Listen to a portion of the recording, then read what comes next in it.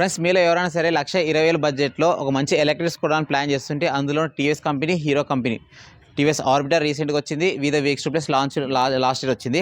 ఈ రెండిట్లో ఏదైనా సరే మీరు కొనాలని కన్ఫ్యూజన్లో ఉంటే మాత్రం మీకోసం ఒక డీటెయిల్డ్ కంపారిజన్ వీడియో ఆల్రెడీ మన ఛానల్లో అప్లోడ్ చేసి అయితే పెట్టాను. ఇక్కడ యారో కనిపిస్తే క్లిక్ అయితే చేయండి.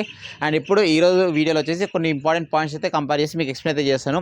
సో ఫస్ట్ కంపేర్ వచ్చేసి బ్యాటరీ పరంగా విదో VX2 ప్లస్లో వచ్చేసి 3.4 kWh రిమూవల్ బ్యాటరీ అయితే వస్తుంది. 2 రిమూవల్ బ్యాటరీస్కి అయితే వస్తాయి.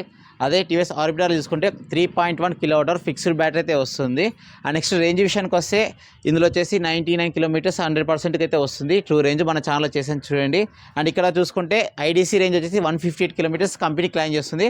అండ్ వేరే వాళ్ళు కస్టమర్స్ రివ్యూస్ ప్రకారంగా చూసుకుంటే 110 కిలోమీటర్స్ రేంజ్ అయితే వస్తుందని చెప్తున్నారు. ఇది రేంజ్ పరంగా.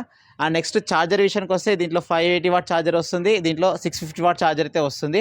సో ఛార్జింగ్ టైమ్స్ కానీ రేంజ్ పరంగా అండ్ నెక్స్ట్ పర్ఫార్మెన్స్ పరంగా మోటార్ పరంగా అన్నీ తెలుసుకోవాలనుకుంటే మెయిన్ వీడియోకి అయితే వెళ్ళి చూడండి.